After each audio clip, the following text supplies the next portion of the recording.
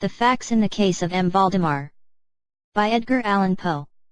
1845. Of course I shall not pretend to consider it any matter for wonder, that the extraordinary case of M. Valdemar has excited discussion. It would have been a miracle had it not, especially under the circumstances. Through the desire of all parties concerned, to keep the affair from the public, at least for the present, or until we had farther opportunities for investigation, through our endeavors to effect this, a garbled or exaggerated account made its way into society, and became the source of many unpleasant misrepresentations, and, very naturally, of a great deal of disbelief. It is now rendered necessary that I give the facts as far as I comprehend them myself. They are, succinctly, these. My attention, for the last 3 years, had been repeatedly drawn to the subject of mesmerism, and, about 9 months ago it occurred to me, quite suddenly, that in the series of experiments made hitherto, there had been a very remarkable and most unaccountable omission. No person had as yet been mesmerized in articulo mortis. It remained to be seen, first, whether, in such condition, there existed in the patient any susceptibility to the magnetic influence; secondly, whether, if any existed, it was impaired or increased by the condition; thirdly, to what extent, or for how long a period, the encroachments of death might be arrested by the process.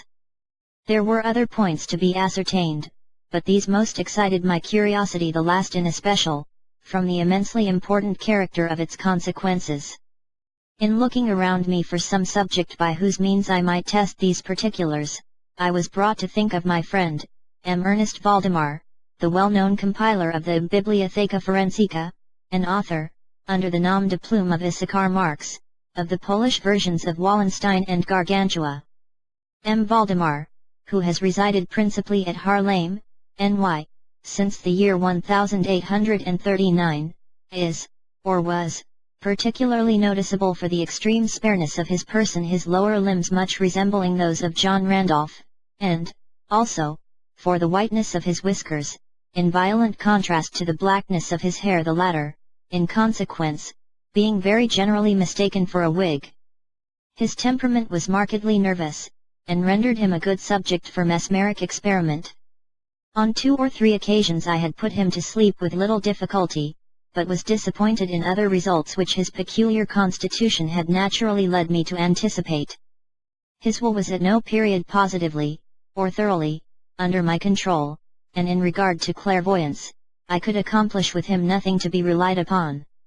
I always attributed my failure at these points to the disordered state of his health. For some months previous to my becoming acquainted with him, his physicians had declared him in a confirmed phthisis. It was his custom, indeed, to speak calmly of his approaching dissolution, as of a matter neither to be avoided nor regretted. When the ideas to which I have alluded first occurred to me, it was of course very natural that I should think of M. Valdemar. I knew the steady philosophy of the man too well to apprehend any scruples from him, and he had no relatives in America who would be likely to interfere. I spoke to him frankly upon the subject, and, to my surprise, his interest seemed vividly excited. I say to my surprise, for, although he had always yielded his person freely to my experiments, he had never before given me any tokens of sympathy with what I did. His disease was of that character which would admit of exact calculation in respect to the epoch of its termination in death, and it was finally arranged between us that he would send for me about 24 hours before the period announced by his physicians as that of his decease. It is now rather more than 7 months since I received, from M. Valdemar himself, the subjoined note. My dear P. You may as well come now. D and F are agreed that I cannot hold out beyond tomorrow midnight, and I think they have hit the time very nearly. Valdemar. I received this note within half an hour after it was written, and in 15 minutes more I was in the dying man's chamber. I had not seen him for 10 days, and was appalled by the fearful alteration which the brief interval had wrought in him. His face wore a leaden hue, the eyes were utterly lustreless, and the emaciation was so extreme that the skin had been broken through by the cheekbones. His expectoration was excessive. The pulse was barely perceptible. He retained, nevertheless, in a very remarkable manner, both his mental power and a certain degree of physical strength. He spoke with distinctness, took some palliative medicines without aid, and, when I entered the room, was occupied in penciling memoranda in a pocket-book. He was propped up in the bed by pillows. Doctors D and F were in attendance. After pressing Valdemar's hand, I took these gentlemen aside, and obtained from them a minute account of the patient's condition. The left lung had been for 18 months in a semi-osseous or cartilaginous state, and was, of course, entirely useless for all purposes of vitality. The right, in its upper portion, was also partially, if not thoroughly, ossified, while the lower region was merely a mass of purulent tubercles, running one into another. Several extensive perforations existed, and, at one point, permanent adhesion to the ribs had taken place. These appearances in the right lobe were of comparatively recent date. The ossification had proceeded with very unusual rapidity, no sign of it had discovered a month before, and the adhesion had only been observed during the 3 previous days. Independently of the phthisis, the patient was suspected of aneurysm of the aorta, but on this point the osseous symptoms rendered an exact diagnosis impossible. It was the opinion of both physicians that M. Valdemar would die about midnight on the morrow, Sunday. It was then 7 o'clock on Saturday evening. On quitting the invalid's bedside to hold conversation with myself, Doctors D and F had bidden him a final farewell. It had not been their intention to return, but, at my request, they agreed to look in upon the patient about 10 the next night. When they had gone, I spoke freely with M. Valdemar on the subject of his approaching dissolution, as well as, more particularly, of the experiment proposed. He still professed himself quite willing and even anxious to have it made, and urged me to commence it at once. A male and a female nurse were in attendance, but I did not feel myself altogether at liberty to engage in a task of this character with no more reliable witnesses than these people, in case of sudden accident, might prove. I therefore postponed operations until about 8 the next night, when the arrival of a medical student with whom I had some acquaintance, Mr. Theodore L.L., relieved me from farther embarrassment. It had been my design, originally, to wait for the physicians, but I was induced to proceed, first, by the urgent entreaties of M. Valdemar, and secondly, by my conviction that I had not a moment to lose, as he was evidently sinking fast. Mr. L.L. was so kind as to accede to my desire that he would take notes of all that occurred, and it is from his memoranda that what I now have to relate is, for the most part, either condensed or copied verbatim. It wanted about 5 minutes of 8 when, taking the patient's hand, I begged him to state, as distinctly as he could, to Mr. L.L., whether he, M. Valdemar, was entirely willing that I should make the experiment of mesmerizing him in his then condition. He replied feebly, yet quite audibly, "Yes, I wish to be. I fear you have mesmerized," adding immediately afterwards, "deferred it too long." While he spoke thus, I commenced the passes which I had already found most effectual in subduing him. He was evidently influenced with the first lateral stroke of my hand across his forehead, but although I exerted all my powers, no farther perceptible effect was induced until some minutes after 10 o'clock, when Doctors D and F called, according to appointment. I explained to them, in a few words, what I designed, and as they opposed no objection, saying that the patient was already in the death agony, I proceeded without hesitation, exchanging, however, the lateral passes for downward ones, and directing my gaze entirely into the right eye of the sufferer. By this time his pulse was imperceptible and his breathing was stertorous, and at intervals of half a minute. This condition was nearly unaltered for a quarter of an hour. At the expiration of this period, however, a natural although a very deep sigh escaped the bosom of the dying man, and the stertorous breathing ceased, that is to say, its stertorousness was no longer apparent, the intervals were undiminished. The patient's extremities were of an icy coldness. At 5 minutes before 11 I perceived unequivocal signs of the mesmeric influence. The glassy roll of the eye was changed for that expression of uneasy inward examination which is never seen except in cases of sleep-waking, and which it is quite impossible to mistake. With a few rapid lateral passes I made the lids quiver, as in incipient sleep, and with a few more I closed them all together. I was not satisfied, however, with this, but continued the manipulations vigorously, and with the fullest exertion of the will, until I had completely stiffened the limbs of the slumberer, after placing them in a seemingly easy position. The legs were at full length, the arms were nearly so, and reposed on the bed at a moderate distance from the loin. The head was very slightly elevated. When I had accomplished this, it was fully midnight, and I requested the gentlemen present to examine M. Valdemar's condition. After a few experiments, they admitted him to be in an unusually perfect state of mesmeric trance. The curiosity of both the physicians was greatly excited. Dr. D resolved at once to remain with the patient all night, while Dr. F took leave with a promise to return at daybreak. Mr. LL and the nurses remained. We left M. Valdemar entirely undisturbed until about 3 o'clock in the morning, when I approached him and found him in precisely the same condition as when Dr. F went away, that is to say, he lay in the same position, the pulse was imperceptible, the breathing was gentle, scarcely noticeable, unless through the application of a mirror to the lips, the eyes were closed naturally, and the limbs were as rigid and as cold as marble. Still, the general appearance was certainly not that of death. As I approached M. Valdemar I made a kind of half-effort to influence his right arm into pursuit of my own, as I passed the latter gently to and fro above his person. In such experiments with this patient had never perfectly succeeded before, and assuredly I had little thought of succeeding now, but to my astonishment, his arm very readily, although feebly, followed every direction I assigned it with mine. I determined to hazard a few words of conversation. M. Valdemar, I said, are you asleep? He made no answer, but I perceived a tremor about the lips, and was thus induced to repeat the question, again and again. At its third repetition, his whole frame was agitated by a very slight shivering, the eyelids unclosed themselves so far as to display a white line of the ball, the lips moved sluggishly, and from between them, in a barely audible whisper, issued the words. Yes, asleep now.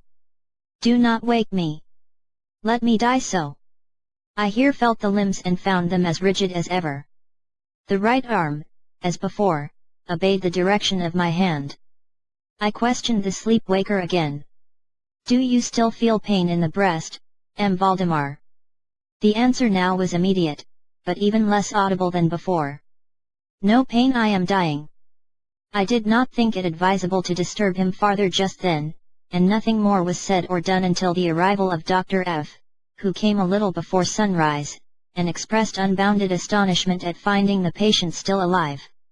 After feeling the pulse and applying a mirror to the lips, he requested me to speak to the sleep-waker again. I did so, saying, M. Valdemar, do you still sleep? As before, some minutes elapsed ere a reply was made, and during the interval the dying man seemed to be collecting his energies to speak.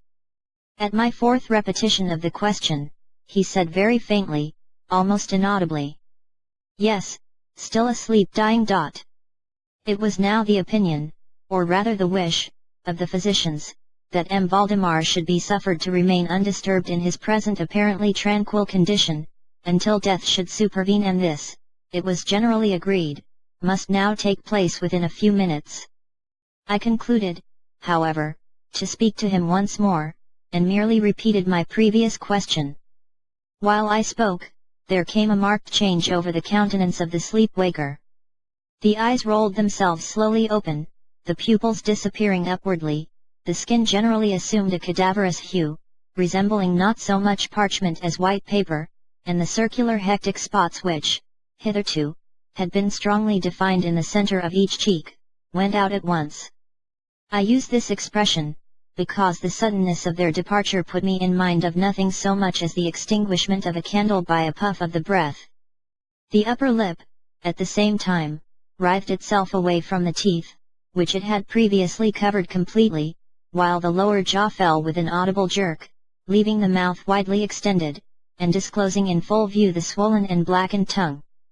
I presume that no member of the party then present had been unaccustomed to death-bed horrors, but so hideous beyond conception was the appearance of M. Valdemar at this moment, that there was a general shrinking back from the region of the bed. I now feel that I have reached a point of this narrative at which every reader will be startled into positive disbelief. It is my business, however, simply to proceed.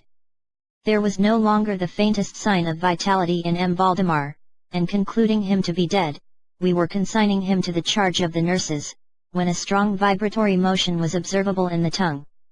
This continued for perhaps a minute. At the expiration of this period, there issued from the distended and motionless jaws a voice such as it would be madness in me to attempt describing.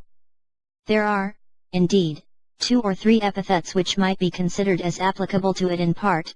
I might say, for example, that the sound was harsh and broken and hollow, but the hideous whole is indescribable, for the simple reason that no similar sounds have ever jarred upon the ear of humanity. There were 2 particulars, nevertheless, which I thought then, and still think, might fairly be stated as characteristic of the intonation as well adapted to convey some idea of its unearthly peculiarity. In the first place, the voice seemed to reach our ears, at least mine, from a vast distance, or from some deep cavern within the earth. In the second place, it impressed me, I fear, indeed, that it will be impossible to make myself comprehended, as gelatinous or glutinous matters impress the sense of touch. I have spoken both of sound and of voice. I mean to say that the sound was one of distinct, of even wonderfully, thrillingly distinct syllabification.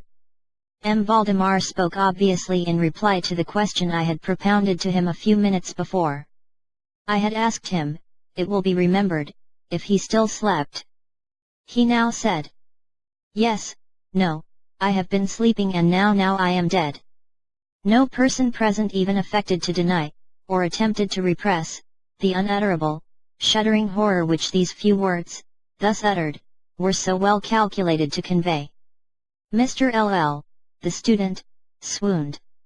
The nurses immediately left the chamber, and could not be induced to return.